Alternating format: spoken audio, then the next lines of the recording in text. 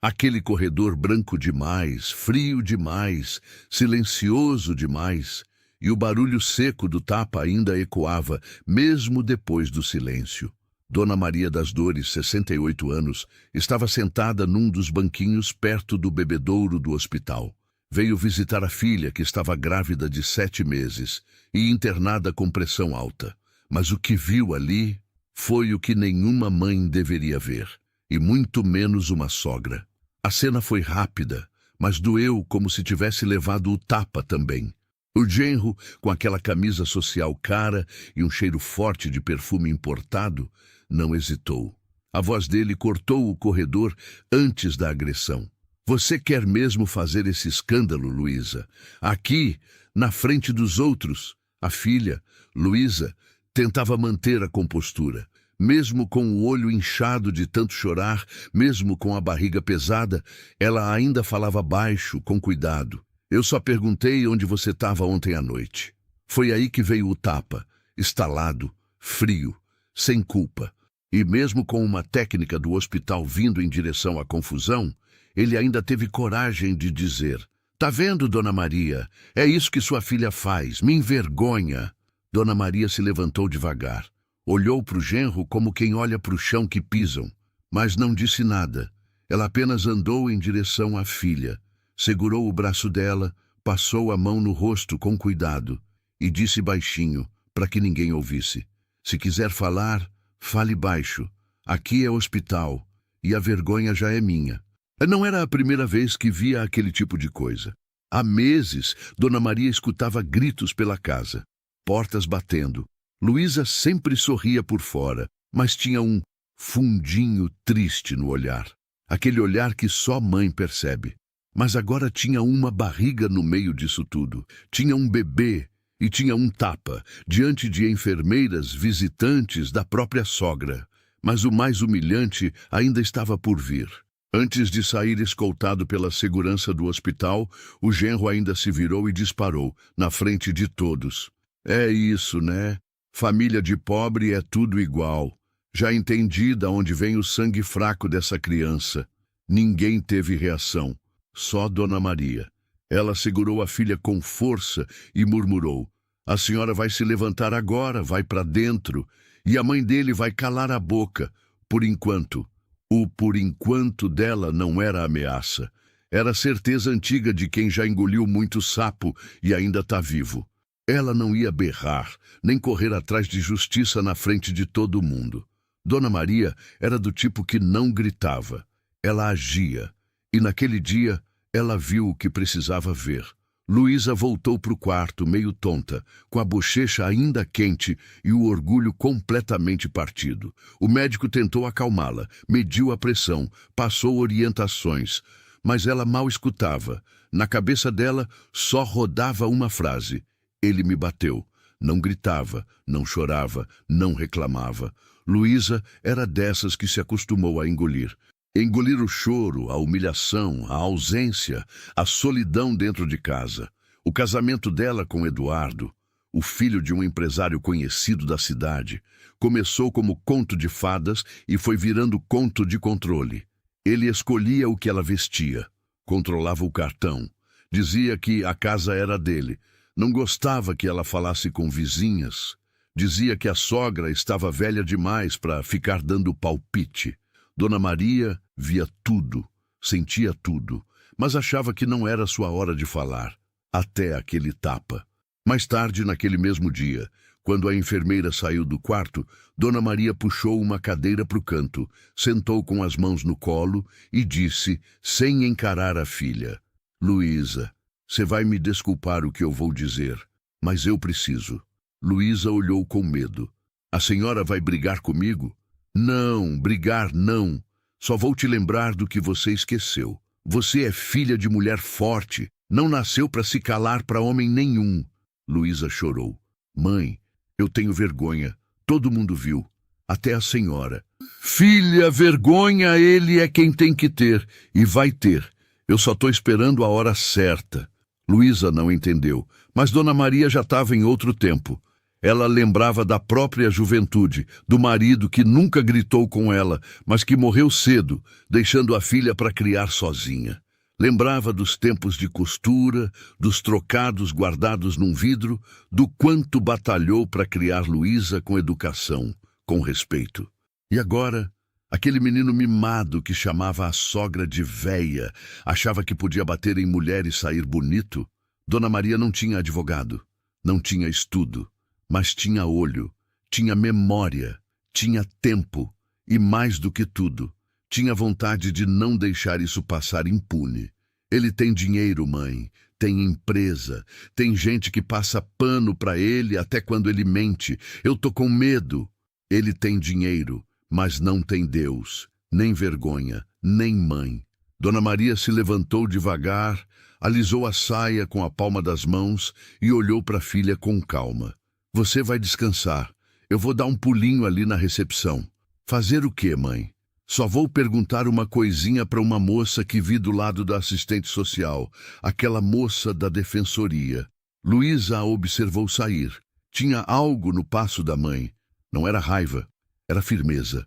Na recepção do hospital, Dona Maria se aproximou da mesa da defensoria pública com a delicadeza de quem pede informação e não favor. Bom dia, filha. Vocês que ajudam as mulheres que estão passando coisa ruim com o marido. A moça olhou com atenção. Dona Maria estava com a roupa limpa, simples, e os olhos cheios de alguma coisa difícil de explicar. Dor contida, mas também coragem. Sim, senhora. A senhora quer conversar? Não é para mim, não, é para minha filha. Tá ali no quarto 203. O marido dela deu um tapa nela aqui no corredor, na frente de todo mundo. A moça arregalou os olhos. Foi aqui? Aqui mesmo, e eu vi. E sua filha quer denunciar? Não sei se ela tá pronta, mas eu tô. E eu vi. Enquanto isso, do outro lado da cidade, Eduardo seguia vivendo sua rotina de homem intocável. Naquele mesmo dia, à tarde, ele apareceu no hospital com flores, vestido com uma camisa impecável, relógio caro no pulso e uma expressão de vamos resolver isso como adultos. Mas ao entrar no quarto, encontrou a sogra sentada no canto, costurando um botão no próprio vestido. Dona Maria, ele disse forçando um sorriso. A senhora por aqui ainda? Pensei que já tivesse voltado para o interior. Ela levantou os olhos devagar com um meio sorriso que não entregava nada. Pois é, ainda tô aqui. Achei bom ficar mais um tempinho. A menina tá sensível. Eduardo se aproximou da cama da esposa e falou baixo, com a voz macia de quem ensaiou cada sílaba. Amor, sobre ontem, eu estava nervoso. Foi o estresse. O médico falou que sua pressão já estava alta. Aquela hora não era momento para cobrança, né? Luísa não respondeu. Segurava o travesseiro como se fosse um escudo. Eduardo olhou para a sogra e cochichou. A senhora precisa conversar com ela. Ela confia muito na senhora. Dona Maria continuou costurando. Confia mesmo. É por isso que eu não falo nada. Eu só observo. Ele riu.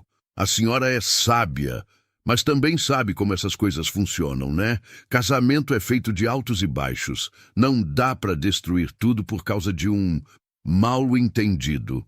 Ela arrematou o botão, cortou a linha com os dentes e falou com a calma que só quem viveu muito conhece. Moço, casamento é feito de amor. O que você fez ontem não foi amor. Foi covardia. E eu não sou muda. Só sou paciente. Naquela noite, quando Eduardo voltou para casa, encontrou uma intimação judicial na portaria, assinada por uma promotora da vara de violência doméstica. O que é isso? Perguntou ao porteiro. Não sei, senhor. A senhora, sua sogra, veio aqui hoje cedo. Disse que ia conversar com alguém no fórum. Ele bufou, debochou. Ela, aquela velha, vai me derrubar? Vê se pode. Só que podia.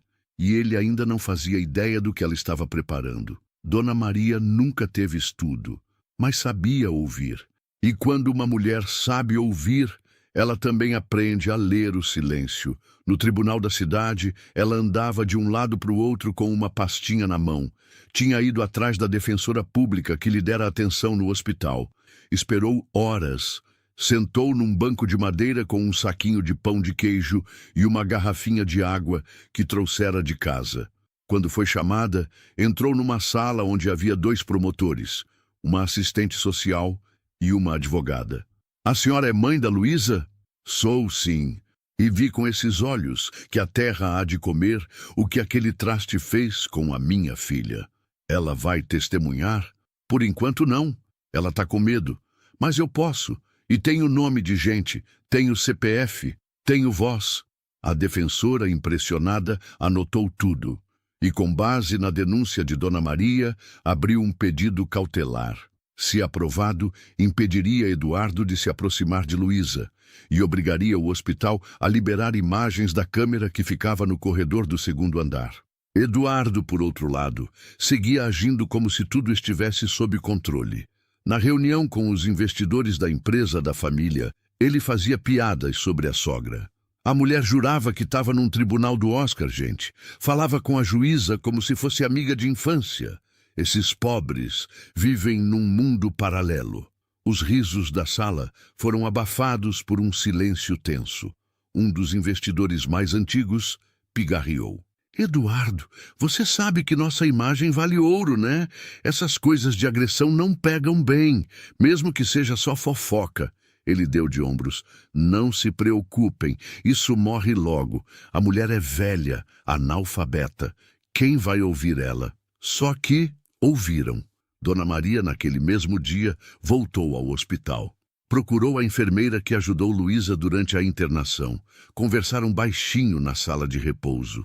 A moça, tocada pela força daquela mãe, topou assinar um documento relatando o estado emocional de Luísa, o hematoma visível no rosto e o que presenciou no turno dela. Se puder ajudar, eu ajudo. Ninguém merece viver com medo. Com esse novo documento, o processo andou. O juiz concedeu medida protetiva. Eduardo recebeu a notificação durante uma visita à construtora. Quando leu o papel, franziu a testa.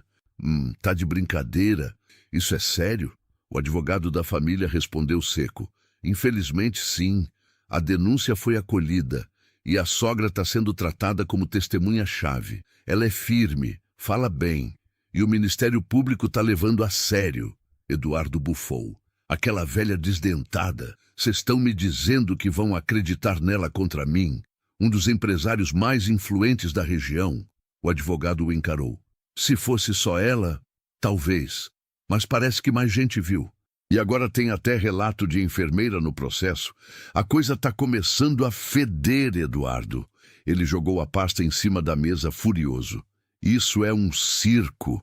Ela quer se vingar porque nunca aceitei a filha dela, porque tratei como lixo. Mas se acham que vão me derrubar com esse teatrinho barato, tão errados. Só que ninguém ali parecia tão certo quanto ele, exceto Dona Maria. Ela sabia o que estava fazendo e não ia parar ali. Eduardo decidiu contra-atacar. Chamou seu advogado e arquitetaram uma versão que o colocava como vítima.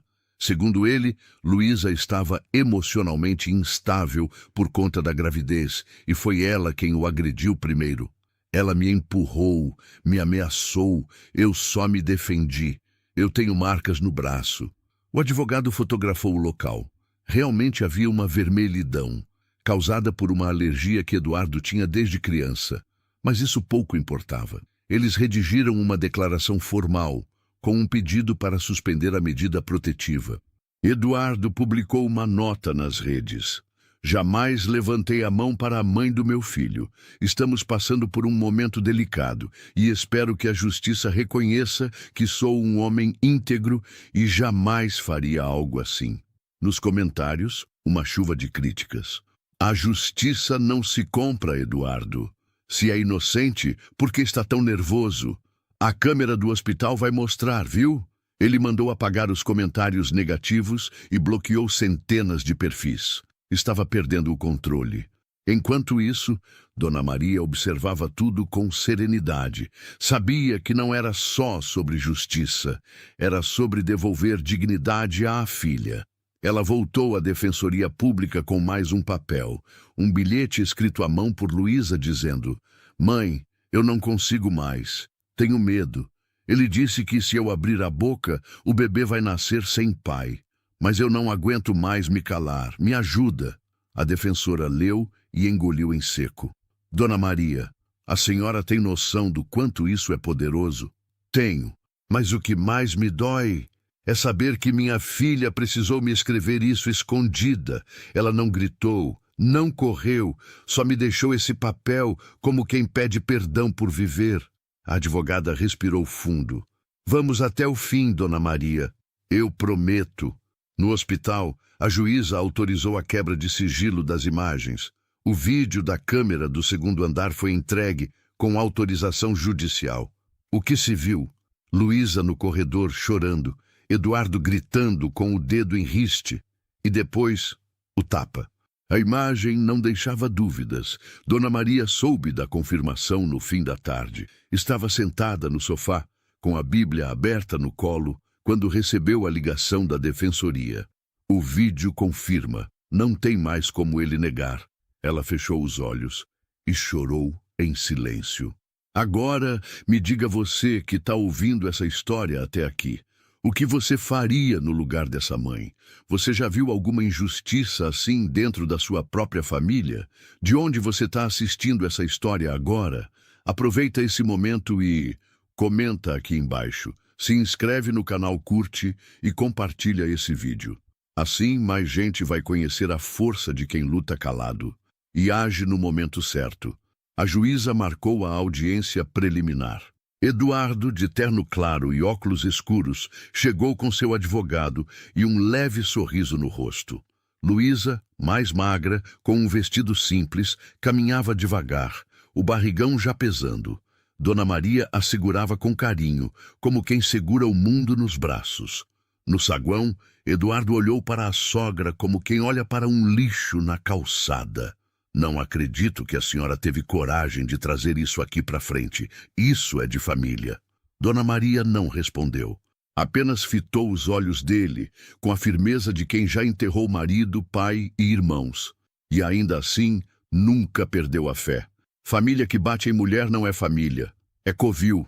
Dentro da sala de audiência, a juíza era direta. Apresentou os vídeos, as declarações médicas e os prints da tentativa de manipulação.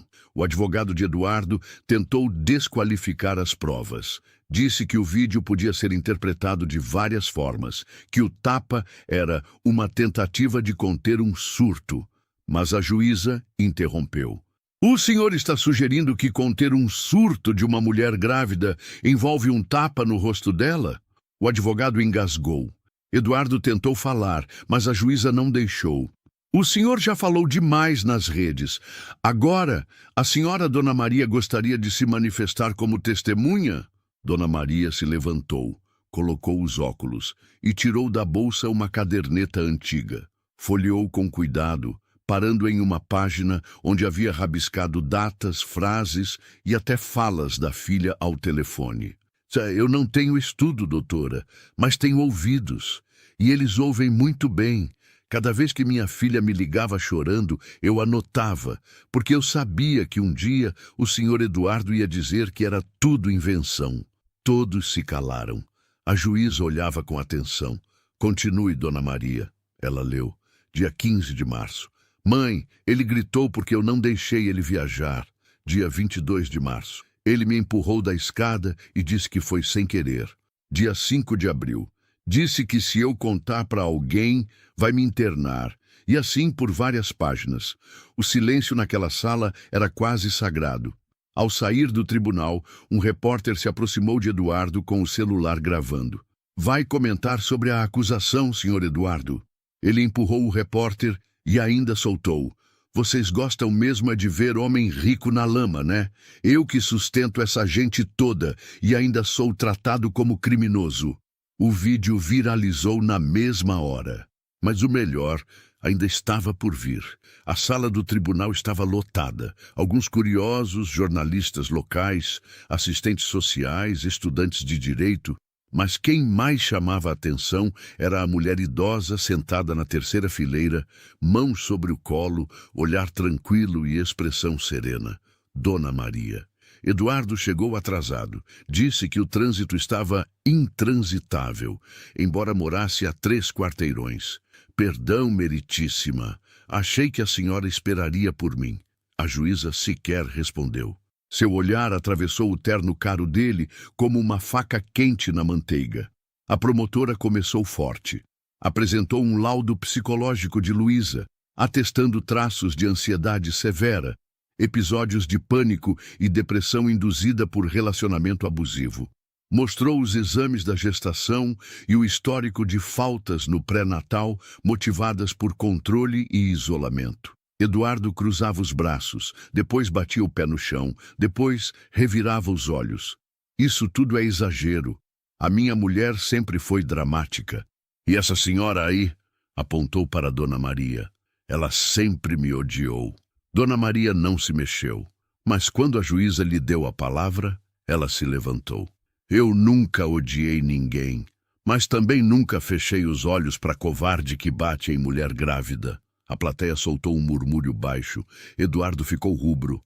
Ela é uma velha ressentida, sempre quis separar a gente, sempre achou que a filha dela era demais para mim, mas foi ela que criou a filha para ser submissa, não fui eu. Silêncio. Todos esperavam a juíza cortar a fala, mas ela deixou. Continue, senhor Eduardo. Ela sempre foi pobre, e quando viu que a filha ia viver bem, tentou boicotar. Essa história de justiça é puro recalque. Sabe o que é? Meritíssima. Essas mulheres de hoje em dia não aguentam um homem de verdade. A promotora se levantou na hora. Excelência, a defesa está transformando este julgamento em palanque para discurso misógino. A juíza bateu o martelo. Chega, e virou-se para Dona Maria. A senhora quer fazer uma última consideração? Ela respirou fundo, olhou para Eduardo e disse apenas: o senhor nasceu em berço de ouro, mas nunca aprendeu a ser gente. E a minha filha, ela nasceu do meu ventre. Se alguém aqui tem culpa por ela ser forte, é porque aprendeu comigo que mulher nenhuma deve abaixar a cabeça para homem violento. A juíza finalizou a sessão com o anúncio de que o julgamento seria encerrado na próxima audiência. Mas já estava claro para todos ali. Eduardo tinha perdido muito mais do que o processo. Na saída, uma repórter se aproximou de Dona Maria. A senhora tem algo a dizer?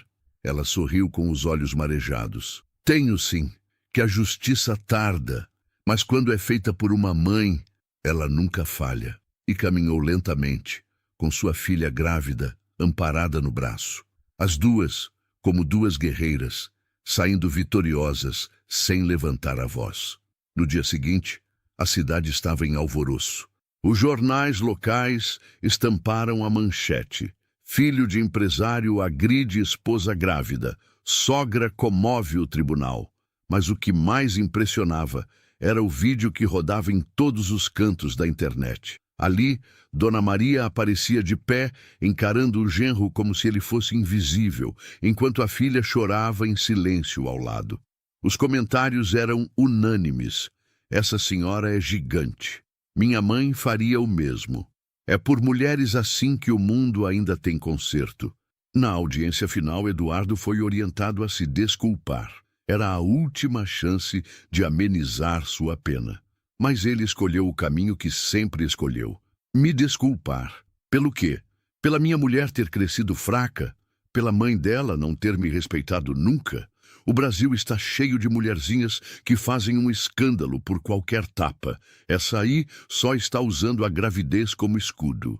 A juíza não hesitou. Senhor Eduardo Mendes, diante das evidências, dos testemunhos, dos laudos e principalmente da sua conduta neste tribunal, declaro que o senhor está proibido de se aproximar de Luísa Maria Souza, de sua residência, de seu local de trabalho e do hospital onde está sendo acompanhada. O senhor também está sujeito a regime fechado, com início imediato, por tentativa de lesão corporal, violência psicológica e ameaça. O murmúrio foi instantâneo, mas o que ninguém esperava era o que veio depois. Luísa se levantou tremendo. Ela ainda o amava, talvez, no fundo, Mas naquele momento, ela sabia que amava mais a si mesma e ao bebê que carregava. Mas foi Dona Maria quem se aproximou do réu. Segurando na bolsa simples que carregava no colo durante todas as audiências, ela tirou um envelope. Estendeu à juíza. Desculpe, meritíssima. Isso chegou ontem pelos correios. Só abri hoje de manhã. É importante. Era uma carta, escrita por Eduardo para outra mulher. Nela ele dizia: assim que a Luísa parir, eu sumo com a criança e invento que foi depressão pós-parto. A mãe dela não precisa saber. A velha mal enxerga. A juíza leu em silêncio. Suspirou. Esse documento só reforça o que todos já sabíamos. Obrigada, Dona Maria. A senhora não só criou uma filha digna, como protegeu seu neto antes mesmo de ele nascer. Eduardo finalmente silenciou. Pela primeira vez. Sem resposta. Sem bravata. Sem desculpa. Na saída do fórum, jornalistas tentavam filmar Dona Maria. Ela só disse: não sou heroína, só sou mãe. E mãe não vê o erro e cruza os braços. Mãe não teme nem o tribunal, quando é pelos filhos. E seguiu andando com a filha.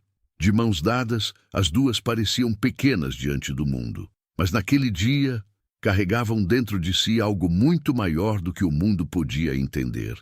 Respeito, coragem e justiça. Os meses se passaram. Luísa voltou para a casa da mãe. Dona Maria, que vivia de costura há anos, ajeitou o quartinho do fundo e pendurou um crucifixo sobre a janela, como quem dizia: aqui ninguém mais vai machucar você. Durante semanas, a filha mal falava, sentava no sofá, olhava o chão, chorava sem lágrimas, mas a barriga crescia, e com ela a esperança. Na madrugada do dia 28 de setembro, Luísa entrou em trabalho de parto. O hospital era o mesmo de antes, os corredores, os mesmos. Mas quando a porta se abriu, quem estava ao lado dela era Dona Maria, de mãos dadas, cantando baixinho, soprando orações entre as contrações, até que ele nasceu, um menino, gritando forte, com o rostinho vermelho e os punhos cerrados, como se já tivesse vindo ao mundo dizendo: ninguém vai me calar. Dona Maria olhou para a filha. Luísa sorriu com lágrimas nos olhos. Obrigada por não me deixar sozinha. Filha, eu só fiz o que qualquer mãe faria, o que qualquer ser humano deveria fazer. Mas você enfrentou tudo, mãe. Ele, a família dele, o dinheiro, o medo. Eu quase aceitei que merecia o tapa. Dona Maria segurou o neto no colo com a mão calejada, mas firme. Nunca mais repita isso. Você não merecia. Ninguém merece. Eduardo foi condenado a 4 anos de prisão em regime fechado. Seu pai tentou recorrer. Disse que havia exagero, que a sogra era manipuladora. Mas o país inteiro já tinha formado sua opinião. Empresas romperam contratos. Clientes deixaram de comprar. O sobrenome Mendes virou sinônimo de covardia.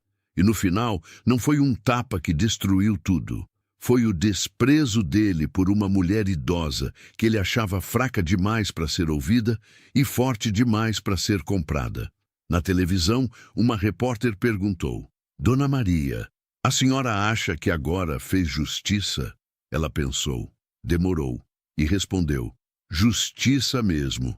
Seria ele entender o que é amar alguém e jamais levantar a mão. Mas se eu conseguir proteger minha filha, já valeu. Hoje, Luísa trabalha como assistente social. Dona Maria voltou à costura, mas agora com uma plaquinha na janela. Respeito não se pede, se exige. E o bebê foi registrado com o sobrenome da mãe e com o nome que Dona Maria sussurrou ao pé do ouvido dele quando o pegou pela primeira vez. Miguel, porque você é um anjo que chegou no meio da guerra. Se você chegou até aqui, talvez tenha sentido algo dentro do peito.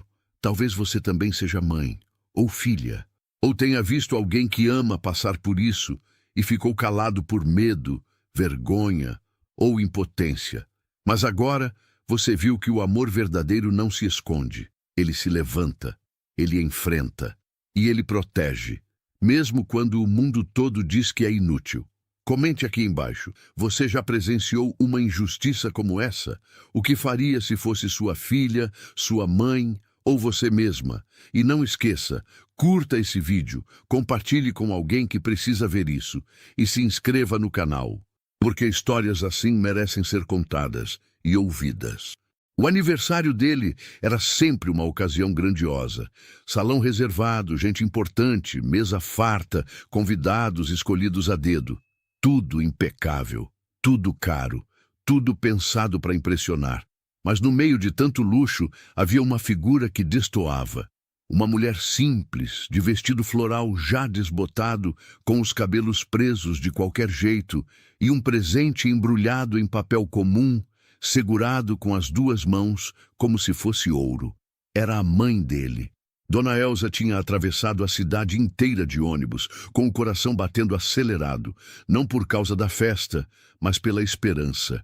Esperança de que naquele dia o filho olhasse para ela como antes, como quando era pequeno e dizia: "Mãe, seu abraço é meu melhor presente." Mas os tempos mudaram, ele mudou, e ela sentia isso até nos silêncios. Mesmo assim, ali estava ela. Chegou tímida, esboçou um sorriso, entregou o presente com mãos trêmulas. Dentro da caixa havia algo que ela mesma fizera com muito carinho. Algo simples, simbólico, mas cheio de memória. Só que, naquele ambiente, não havia espaço para simplicidade. Ela sentiu nos olhares, nos cochichos, na forma como os garçons a evitavam e como a esposa do filho fingiu não vê-la. Era como se aquele embrulho fosse uma ameaça à perfeição da festa. E então, diante de todos, algo aconteceu. Uma reação, um gesto impensado, um instante cruel. E naquele segundo, o que deveria ser só um presente de mãe, virou vergonha. Dona Elsa não disse uma palavra, apenas baixou os olhos, como quem aprende a se calar para não se quebrar ainda mais. Mas ninguém ali sabia que aquele seria o último presente que ela entregaria ao filho, e que dias depois ele estaria de joelhos diante de um caixão, implorando perdão ao silêncio de uma mulher que já não podia mais responder. Dona Elsa era daquelas mulheres que não sabiam descansar. Acordava cedo, dormia tarde, e entre uma coisa e outra vivia para cuidar. Não importava o cansaço, a dor nas costas, o joelho que já rangia quando subia a escada. Nada disso importava, porque ela tinha um motivo para levantar todo dia: o filho. Desde que o marido foi embora, quando o menino tinha só 4 anos, ela entendeu que estava por conta. Não havia rede de apoio. Não havia parente para ajudar. Era só ela e aquele garotinho de olhos vivos e sorriso fácil. Ela não sabia como daria conta, mas sabia que daria.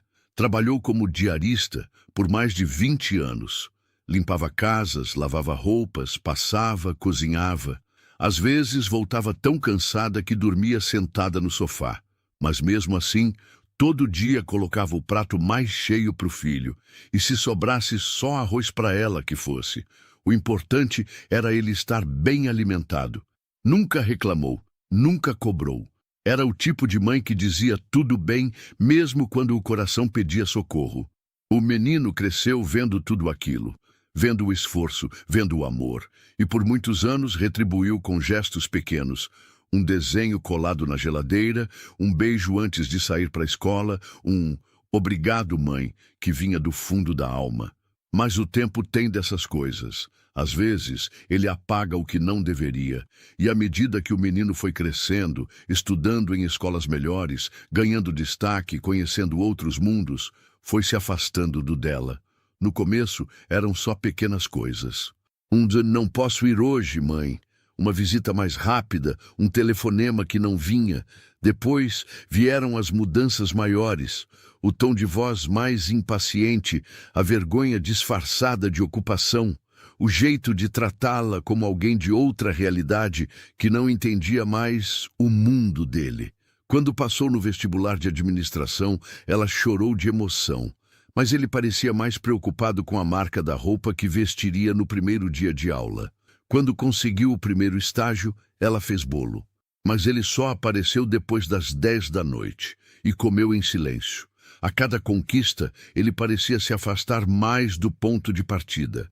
E ela continuava lá, aplaudindo de longe, amando mesmo sem ser vista, porque mãe de verdade não deixa de ser mãe, nem quando o filho já não enxerga mais.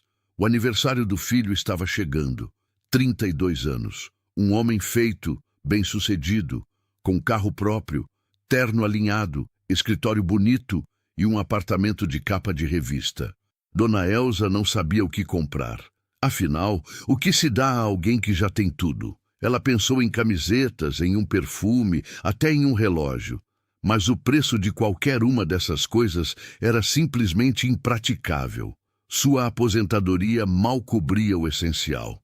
E as faxinas que ainda fazia de vez em quando eram só para completar. Não dava para competir com os presentes de luxo que ele costumava receber. Mas ela queria dar algo. Algo dela, que tivesse valor, mesmo que fosse simples. Foi então que teve a ideia. Em uma caixa pequena, forrada com tecido que ela mesma costurou, colocou fotos antigas dele. Fotos de quando era bebê, de quando deu os primeiros passos, da festinha improvisada de 5 anos. Ao lado das fotos, escreveu à mão uma carta. As palavras foram saindo entre lágrimas e sorrisos. Coisas que nunca tinha dito. Coisas que queria que ele soubesse. Que ele ainda era tudo para ela. Que sentia falta dos abraços. Que mesmo distante, ainda o carregava no coração. Que tinha orgulho de quem ele se tornou, mesmo não reconhecendo mais o menino de antes. Fechou a caixa com um laço vermelho, o único que tinha em casa, e guardou no armário, esperando o dia. Ela ligou alguns dias antes, perguntando se poderia passar na casa dele. "É só rapidinho, filho. Queria te entregar um presentinho." Ele hesitou. Disse que teria um jantar com colegas de trabalho, que talvez fosse complicado. Mas depois de alguns segundos de silêncio, cedeu. "Tá, mãe. Passa lá no começo da noite, mas não demora, tá bom?" No grande dia, ela caprichou. Tomou banho mais cedo, prendeu o cabelo com cuidado, passou um batom clarinho, colocou o melhor vestido, aquele floral que usava só em datas especiais, e pegou a caixa com as 2 mãos, como se segurasse um tesouro. Quando chegou ao prédio do filho, o porteiro a reconheceu e abriu o portão com um sorriso gentil. "Dona Elsa, que bom ver a senhora." Subiu de elevador com o coração acelerado. Cada andar que subia parecia apertar mais o peito. Não de medo, mas de esperança. De quem sonhava no fundo com um reencontro de almas, mesmo que breve. Ela tocou a campainha e ouviu risos do outro lado. Era a voz dele, a voz de convidados, de gente bem vestida. A festa já tinha começado. E ela estava ali, com um presente nas mãos e o coração exposto no papel. Mal sabia que naquela noite, o que seria quebrado não era só o laço do embrulho. A porta se abriu com um clique rápido. Do outro lado, Henrique, de camisa branca dobrada nos braços, relógio reluzente no pulso, copo de uísque na mão, olhou a mãe por um segundo. Não sorriu. "Ah, você veio mesmo, mãe?" Dona Elsa forçou um sorriso. Estava nervosa, mas manteve a esperança viva. "Só queria te dar um presentinho. Sei que hoje é especial." Henrique deu um passo para o lado, permitindo que ela entrasse. O apartamento estava cheio. Homens engravatados, mulheres bem maquiadas, música ambiente e bandejas de petiscos passando. O cheiro de perfume caro e bebida importada dominava o ar. Ela se encolheu diante daquele mundo que não era o seu. Olhou para o filho. Ele não a apresentou a ninguém. "Nenhum essa é minha mãe." Nada. Ela estendeu a caixinha com cuidado. "Fiz com muito carinho. Só queria te lembrar de umas coisinhas do tempo em que a gente era mais próximo, sabe?" Henrique segurou a caixa com uma expressão desconfiada. A fita vermelha chamava a atenção. Alguns convidados olharam, curiosos. Ele soltou uma risada abafada. Abriu a tampa e viu as fotos, os bilhetes, a letra tremida da mãe. Franziu a testa, depois arregalou os olhos, meio constrangido, meio envergonhado por aquilo estar exposto. "Que isso, mãe? Você trouxe essas fotos?" "Aqui." Ela tentou explicar com a voz doce. "São lembranças, filho, do seu primeiro passo, da festinha que fizemos com pão com carne moída, do..." Mãe, isso é ridículo! Ele interrompeu, agora com um tom mais duro. A conversa chamou a atenção. Gente começou a se virar. Um dos amigos dele deu uma risadinha abafada. Outra sussurrou algo no ouvido da mulher ao lado. Henrique, tomado pelo orgulho ferido, virou o rosto e, com um gesto brusco, empurrou a caixa com o pé. Não foi um chute de raiva. Foi pior. Foi o gesto de quem queria afastar o vexame, como se afastasse um cachorro de rua. A caixinha voou alguns centímetros, bateu no pé de uma cadeira e tombou. As fotos se espalharam no chão. Algumas ficaram viradas, outras expostas. Uma mostrava Henrique ainda criança, abraçado à mãe com um sorriso banguela. Outra, a carta, escancarada, onde ela dizia: "Você sempre será meu maior presente." Silêncio. Dona Elza se abaixou devagar. Juntou uma a uma, sem olhar nos olhos de ninguém. Os dedos tremiam, as pernas também. Henrique tentou disfarçar. "Desculpa, gente. Minha mãe se empolga às vezes. É coisa de gente mais simples." Ela não respondeu. Apenas se levantou, segurando de novo a caixa, agora desfeita, remendada nas pressas do constrangimento. "Parabéns, Henrique." E saiu, sem drama, sem grito, só com o barulho baixo da porta fechando atrás de si. Henrique não foi atrás da mãe, nem naquela noite, nem no dia seguinte. Para ele, a festa seguiu. Bebeu, brindou, gargalhou com os amigos. Se alguém comentou o ocorrido, ele fingiu que não ouviu. E quando ouviu, dizia que ela exagerava, que fazia aquilo de propósito para se colocar como vítima. "Minha mãe é boa, mas tem essas coisas. Drama, melodrama, coisa de gente que vive no passado." Enquanto isso, Dona Elza passava os dias quieta. Colocou a caixa de lembranças de volta na prateleira, mesmo com a tampa quebrada. Ficou olhando para ela por horas, sem tocar. No fundo, ainda esperava um telefonema, um pedido de desculpa, uma mensagem qualquer, mas nada. A vizinha, Dona Neuza, notou o abatimento. "Que foi, Elza? Tá tão calada?" Ela apenas sorriu. "Nada, minha amiga, só saudade. Saudade do que nunca mais volta."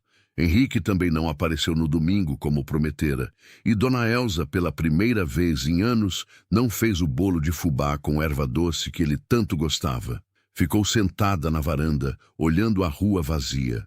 O som das crianças brincando ao longe parecia vir de outra vida. Ela não chorava, não mais. A dor já tinha passado da lágrima. Ela só sentia um vazio, um silêncio que não se explicava com palavras.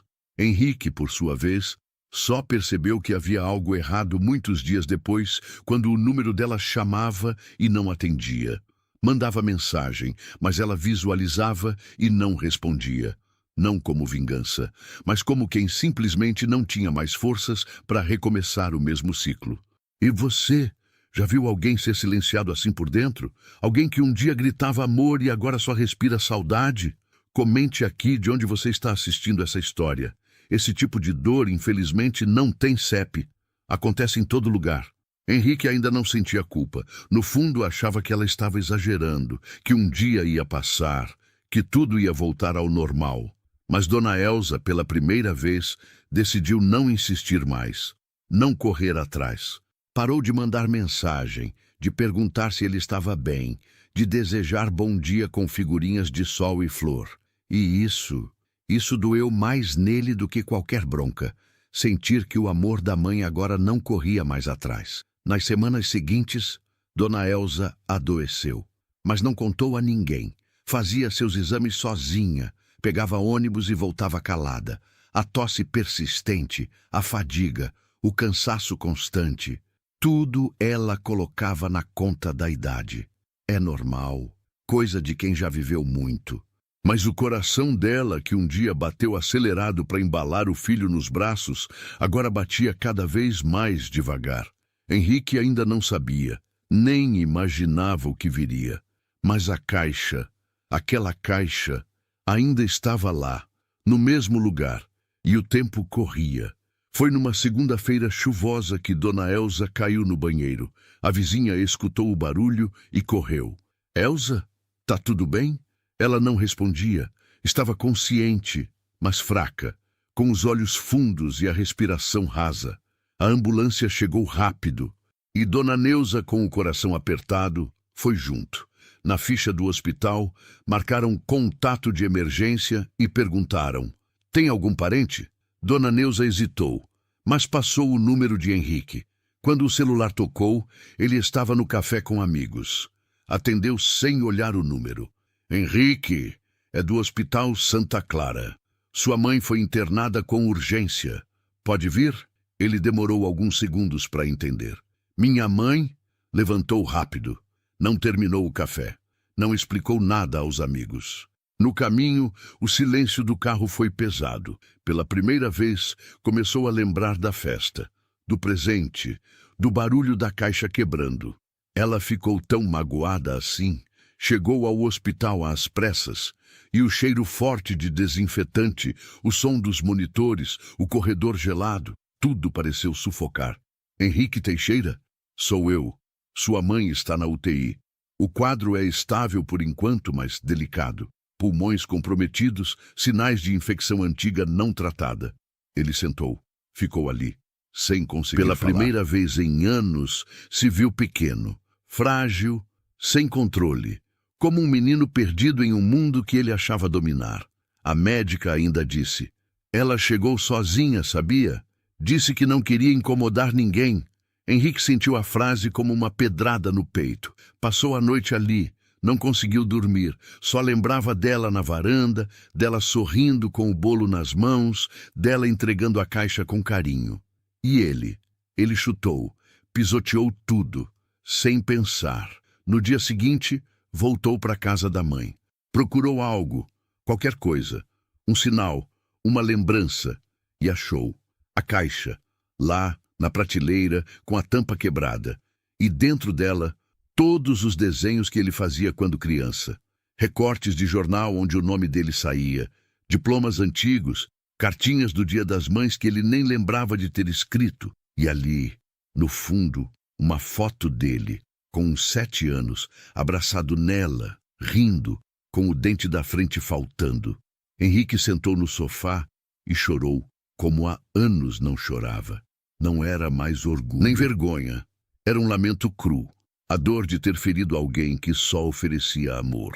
Ele voltou para o hospital. Passou a ficar ali todos os dias. Levava flores.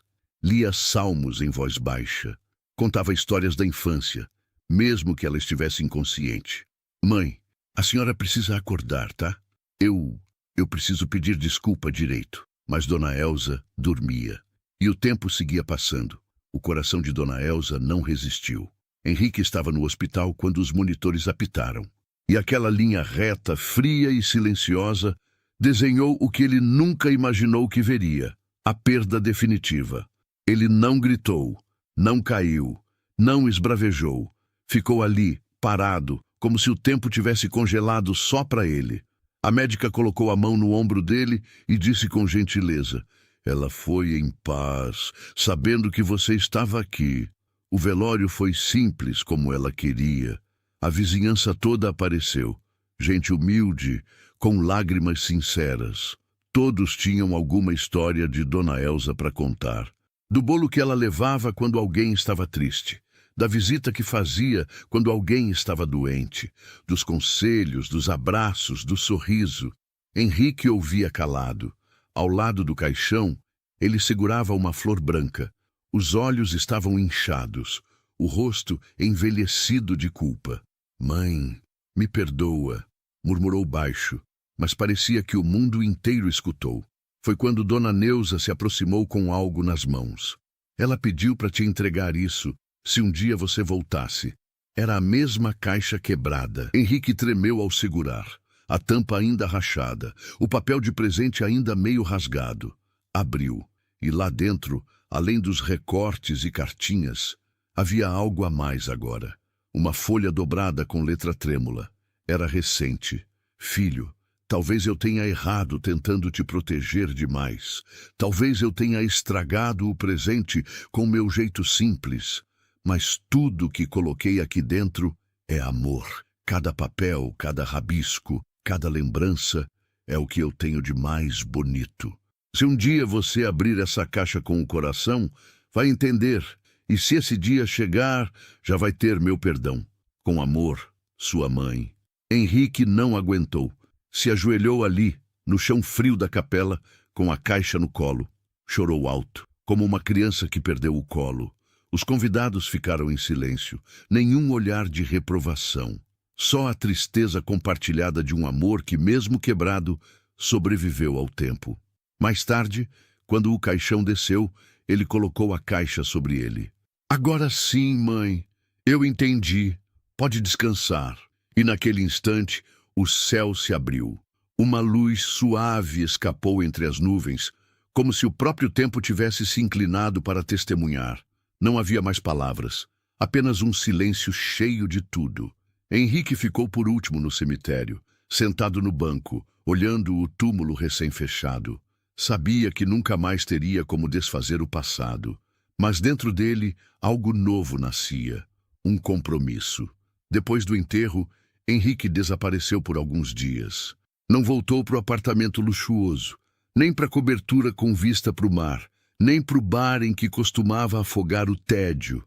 Ele foi para a casa da mãe, a mesma casinha simples, com as paredes descascadas e cheiro de café velho impregnado na madeira dos armários. Passou os olhos por cada canto, o tapete puído, a cadeira de balanço que rangia, a cortina de crochê que ela mesma fizera com as mãos já doídas de tanto trabalhar. Na estante, as fotos antigas. Henrique pequeno sorrindo ao lado dela, com um dente faltando.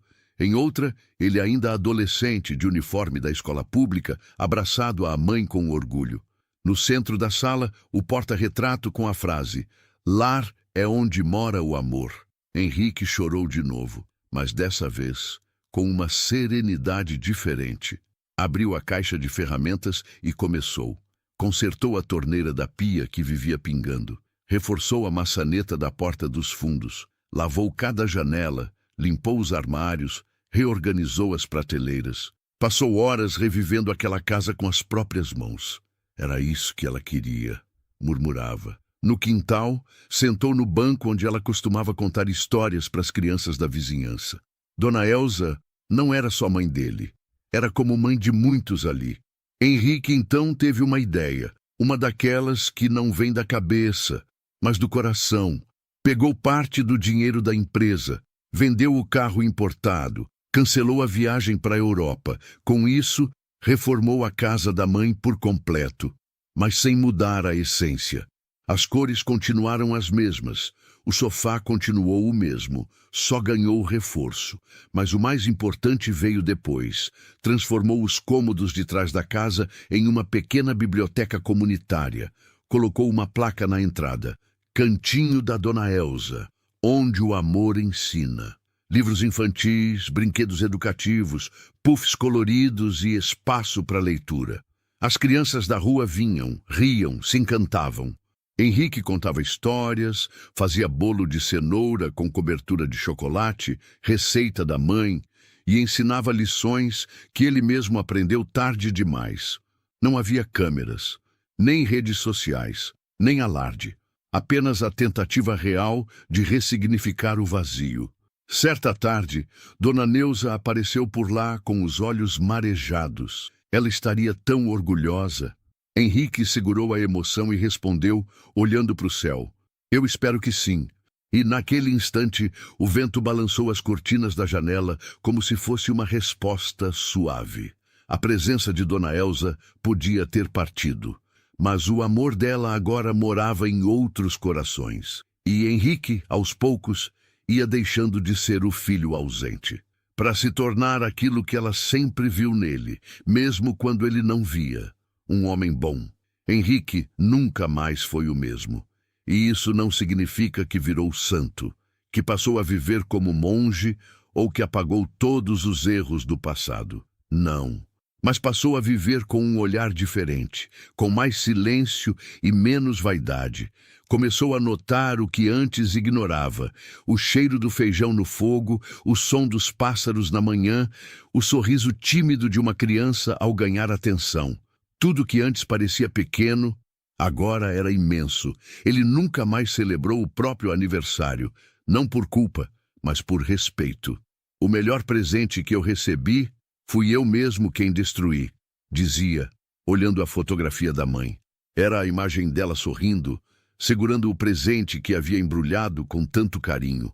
Uma caixinha singela, papel de coração, fita vermelha e um cartão com a letra tremida. Para o meu eterno menino que me ensinou a ser mãe. Te amo mais do que a vida. Esse presente Henrique jamais abriu. Depois que ele chutou a caixa diante de todos, no dia do próprio aniversário, o objeto foi varrido pela funcionária e guardado pela dona Elsa, intacto no fundo do guarda-roupa. Ele encontrou o embrulho semanas depois, ao organizar os pertences dela, e só teve coragem de abri-lo muito tempo depois, numa tarde chuvosa. Dentro da caixa havia uma caneca personalizada, com a seguinte frase: "O melhor filho do mundo." Henrique caiu de joelhos. Não havia ironia, não havia punição, não havia julgamento.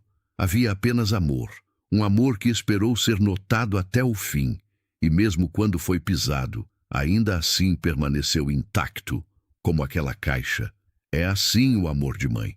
Por mais que o mundo puxe para longe, por mais que o filho se perca, por mais que a vida machuque, ele permanece ali, calado, mas presente, esperando que o filho volte, esperando que o filho veja, esperando que o filho ame, mesmo que tarde. Henrique voltou a sorrir. Um sorriso tímido, remendado, mas sincero. Ele sabia que não podia mudar o passado, mas podia honrar o presente, e foi isso que fez. Desde aquele dia, todos os anos, no mesmo dia em que ele a humilhou, Henrique doa 100 presentes para mães anônimas da comunidade. Ele mesmo embrulha, ele mesmo escreve os cartões, e cada um deles carrega a mesma frase: "Você é a melhor mãe do mundo." Talvez ele esteja tentando se redimir, ou talvez só tenha entendido, enfim, o valor de um gesto simples, de um presente que não custa dinheiro, mas entrega o que mais falta hoje: respeito, olhar, gratidão. E agora eu te pergunto, quantas vezes a gente só reconhece o valor de alguém depois que é tarde demais? Você já agradeceu sua mãe hoje? Se ela ainda está aí, viva, por favor, não espere um velório para se lembrar de amá-la. E se ela já se foi, que tal honrar a memória dela com um gesto de carinho a alguém que também precise ser visto? O amor que a gente não deu ainda pode ser entregue. Comente aqui embaixo, que presente você daria hoje se pudesse voltar no tempo? E se essa história te tocou, curta o vídeo, compartilhe com alguém que precisa ouvir isso. E se inscreva no canal para mais histórias que transformam.